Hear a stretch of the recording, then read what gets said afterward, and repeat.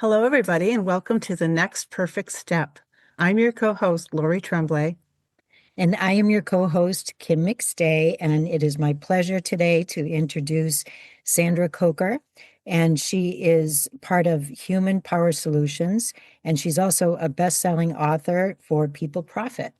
So would you like to tell us a little bit about yourself and what you do? Yeah, sure. Thanks for having me today. I'm super excited to be here. Like I said, I'm Sandy Coker. I'm the CEO of Human Power Solutions, and we are a fractional chief learning officer company, which means that we offer different professional development plans for companies and help them to grow their employees so that they have better retention and higher profits for the company. I read one of the comments was that your work helped boost the employees' morale.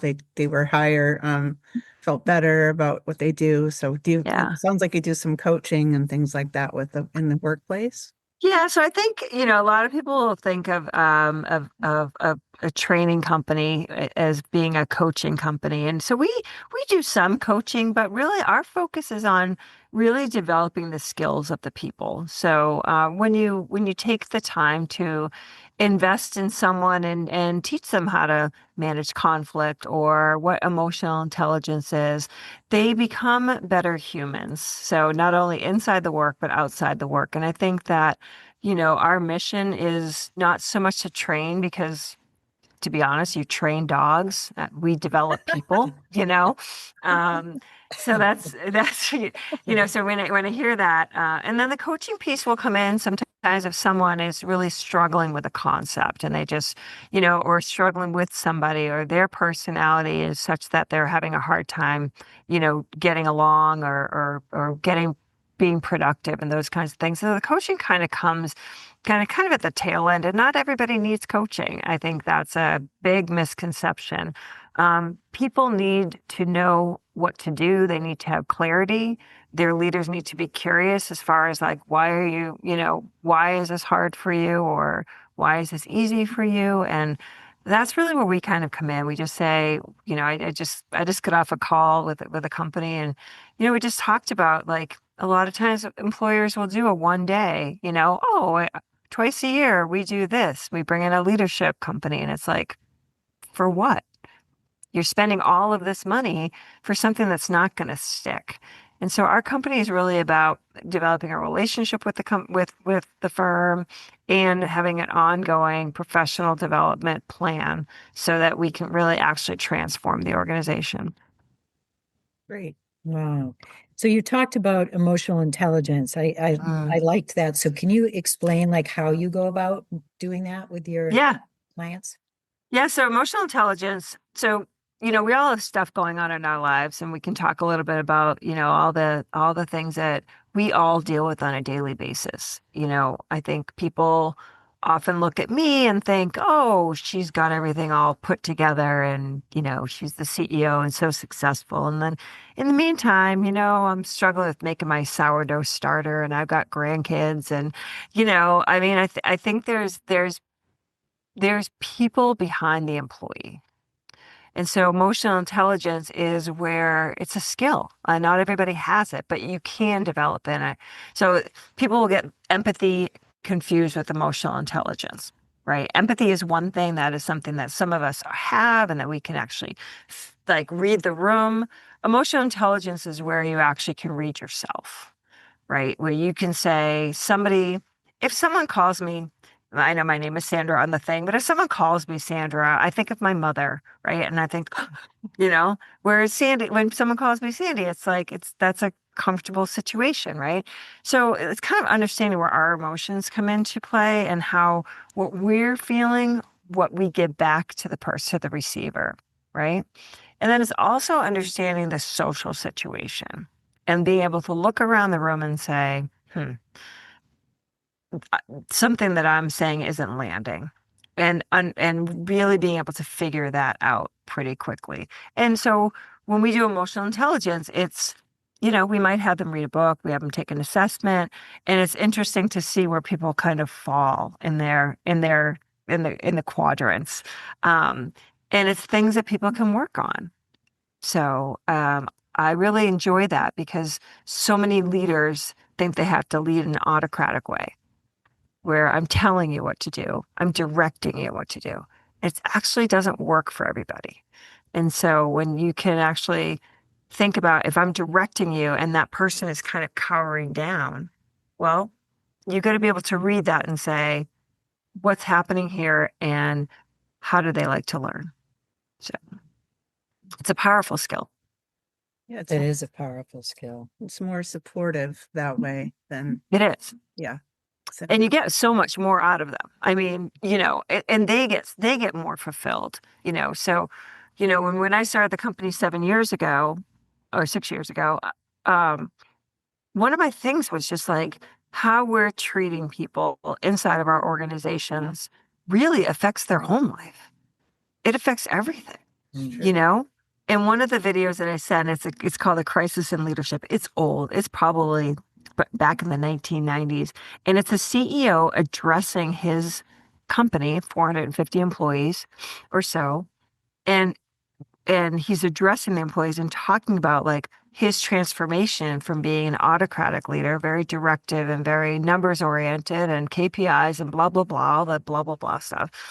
And then he went and someone in his organization basically was able to be involved in a project.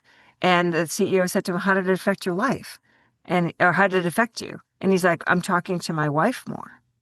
And Oh, that hit him like, what do you mean? And it's because I feel valued at work. I feel fulfilled.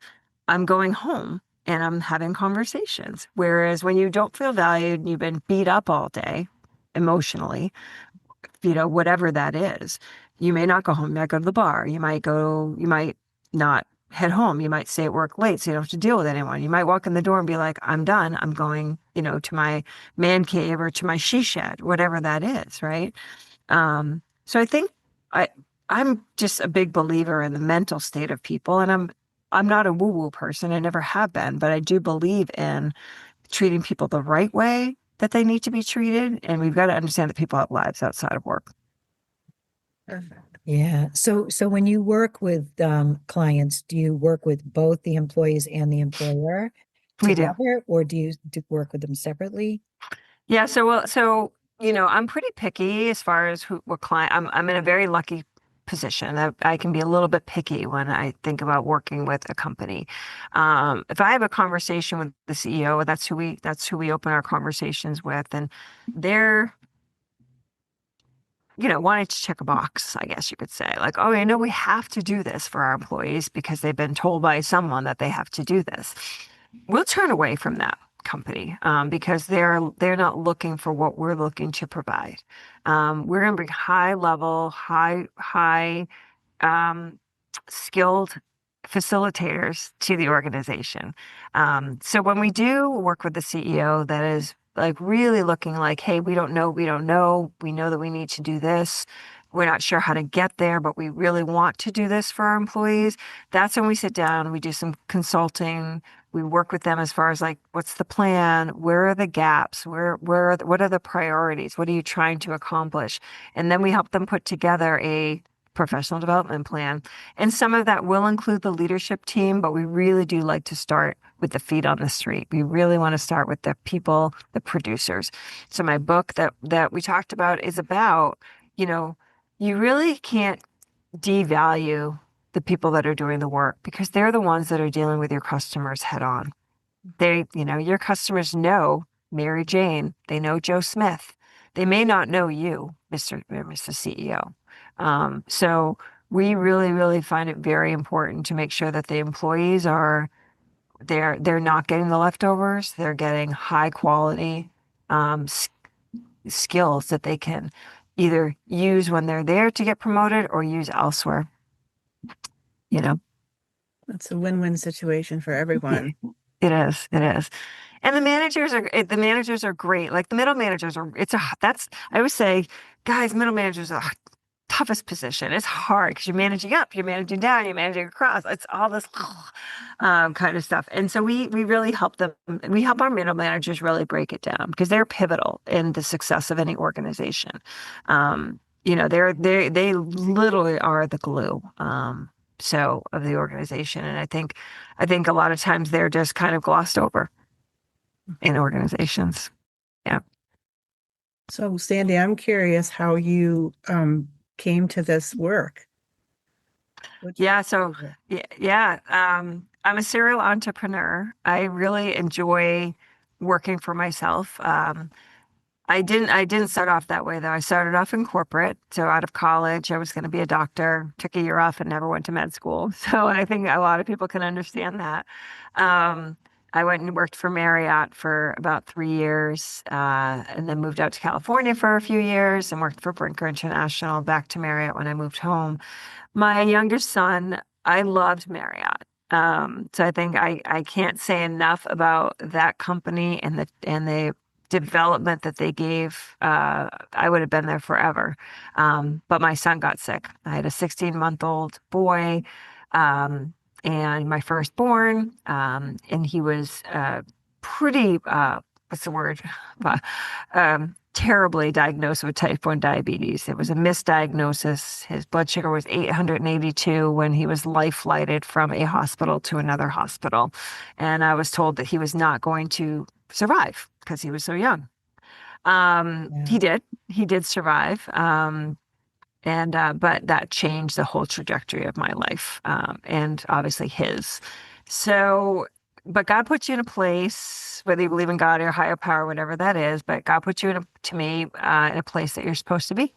So, as hard as that situation was for me, it really took me down this other path, that I never would have gone on without him. And he had mental health issues. So the coma that he was in a coma for 3 days, and he came out. He went in one kid and came out a whole different kid, and has continued to struggle with mental health. And he's just turned 30. And it's continued. It's been a long, lifelong journey for us, trying to get him situated. But so that happened, and I struggled with my mental health. I subsequently had two more kids and was out of corporate and trying to figure out how I was going to do it. I didn't have a super supportive partner, spouse, so that was really challenging. Um, and I went to I answered a work from home ad, and I started selling supplements. I sold Herbalife for 12 years. Best thing I ever did was do network marketing, because it made me do personal development. So it made me read. It made me listen to tapes. Back in those days, it was tapes. So really got me thinking about, like, what's the higher power? What's the purpose? Where do we? Why am I doing this? So again, that's just the universe kind of helps you out.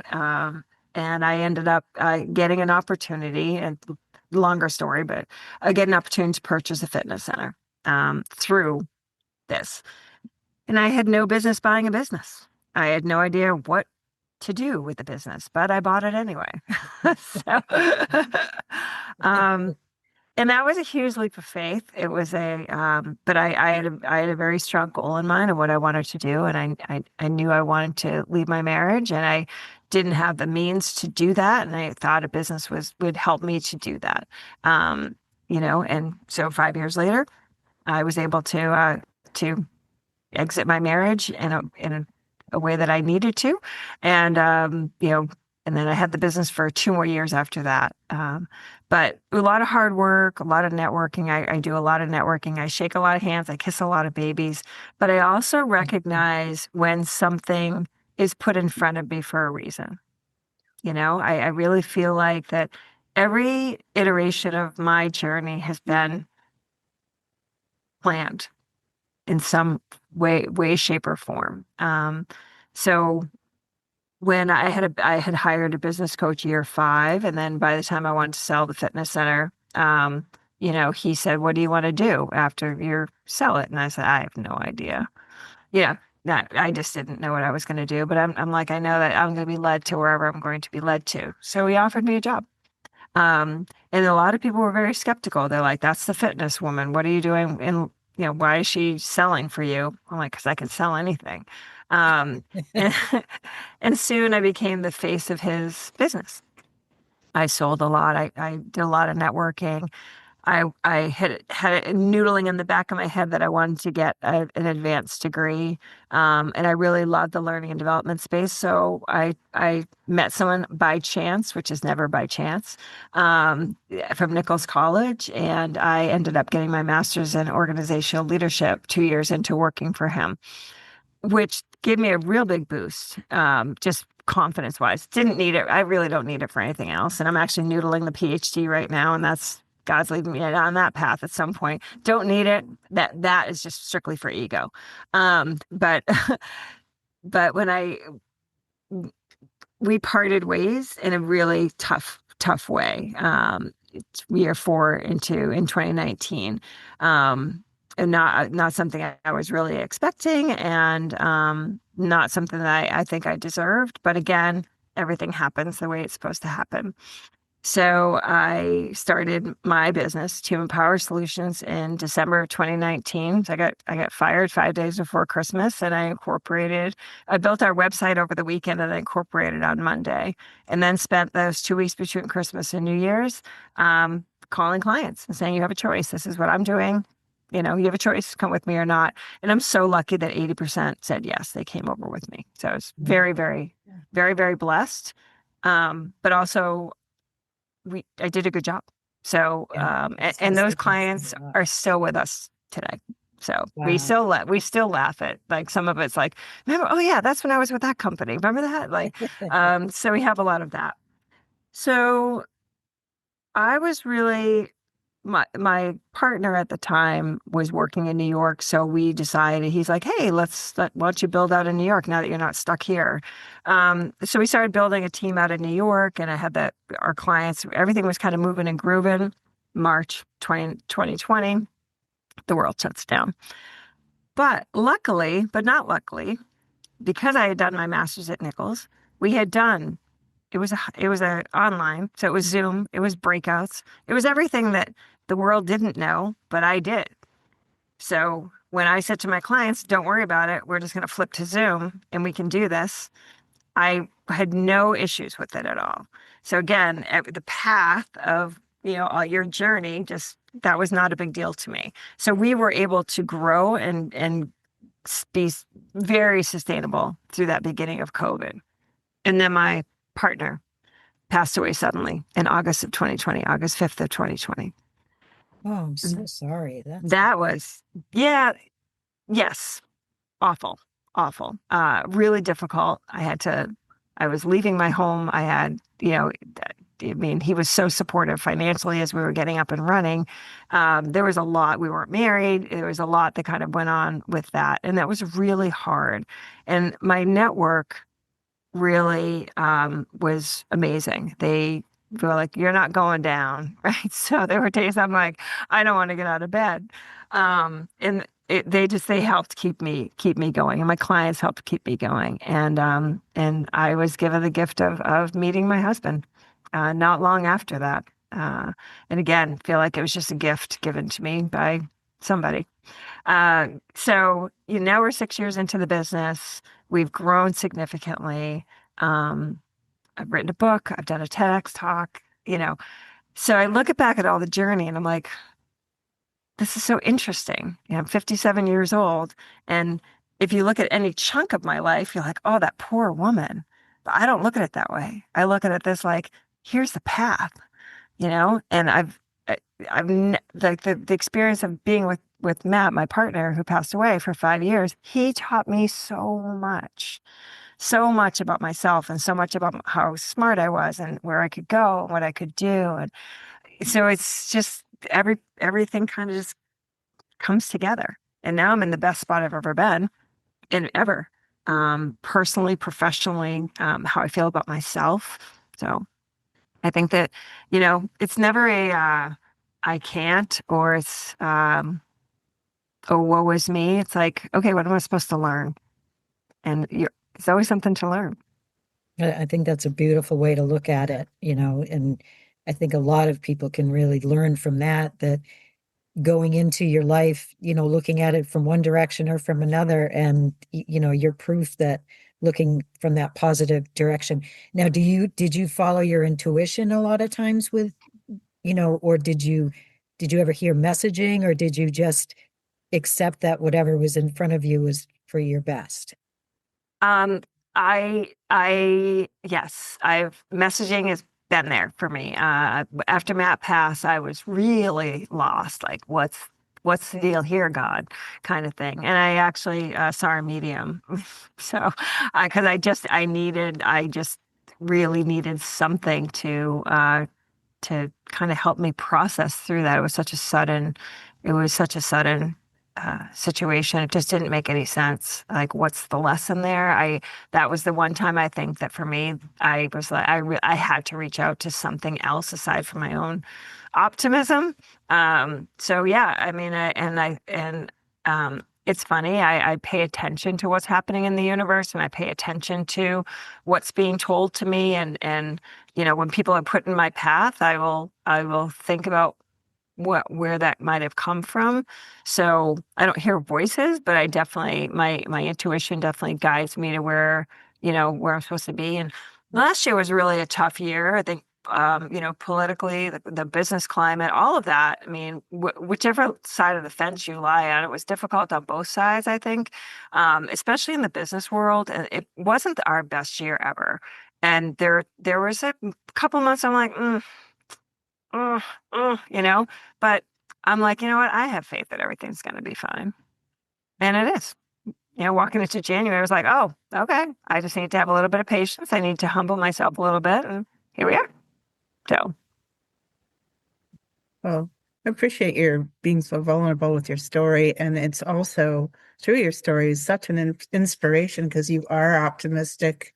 You do look for the roses or the silver lining. And also, I think it's fun to um, look back and see how the pieces have been put yeah, together, how they fit, and how you have been guided. And you can't always see that when it's right in front of you, but you see it in hindsight. yeah, yeah. That's And I think there are times that for people, like when they're so thick into it, is to really take that step back and look at it and say, like, my daughter's in the middle of she's thinking about transitioning. She's 28. She's thinking about all that, and I'm like, well, look at where the path is, like, and then kind of take that step back and see if it aligns with your values and it aligns with who you are. Because I think a lot of times people will follow a path that doesn't align with them, and so there's that constant struggle and that's that constant stress. Going back to work for me after I sold the gym and going to work for somebody else, that was a time for me that I needed a break. I was 7 years of running my fitness center. I was up at 3:30 in the morning, 4 days a week. I was working till 9 at night. It was a drive. I was teaching 12 classes a week. So physically I was tired.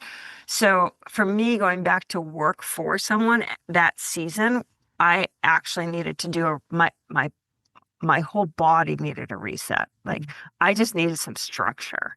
Um, you know, but it grew out of alignment after a while because I don't, other people's opinions and ideas aren't always correct. Neither are mine, but I'd rather fight with myself than fight with somebody else. So, well put, right? Yeah, that is well put. Yeah, 'cause you have to know when to step away too. That's important, and you did yeah, that. yeah, exactly. Yeah, yeah, And I think that's a really good tool for people to have, is to be able to recognize their alignment with the path that they're on. yeah, for sure. Absolutely. So, yeah. Yeah. Great. So if you had a piece of advice to give to the listeners about like your journey and how you dealt with all of that, what would you give for advice? I'd say when life hits you the hardest and when you're at the moment at your lowest of the low, just to go through it, as hard as it is, because on the other side could be the happiest, most fulfilling part of your life ever. So, you know, and don't be afraid to ask for help. Like your girlfriends are there for a reason. Yeah, thank you. That's beautiful. Yeah. Great. Is there anything you'd like to add to our conversation? This has been wonderful to talk with you this morning. It's been so great for me as well. Now I'm very grateful. I hope that I share my story not for pity. I share my story for hopefully other people can look at their lives and say, what can I get through and how can I get through this? And so I hope that someone has been helped through this story that we've talked about today. Great. Thank you, Sandy. And if someone wanted to get in touch with you or read your book or reach out, how can they do that? So the book is peopleprofitbook.com. So that's our website there. You can buy it there. There's a QR code directly to Amazon. And LinkedIn is probably the best place for me. LinkedIn, Sandra Coker, just like my name is spelled. And then our website is hpowersolutions.com. So yeah, anytime, reach out anytime. Great. Thank you so much. Thank you. Appreciate it. Appreciate it so much. Thank you. So if you've enjoyed this podcast episode as much as we have, please like, share, and subscribe. And until the next time, where is your intuition leading you to your next perfect step?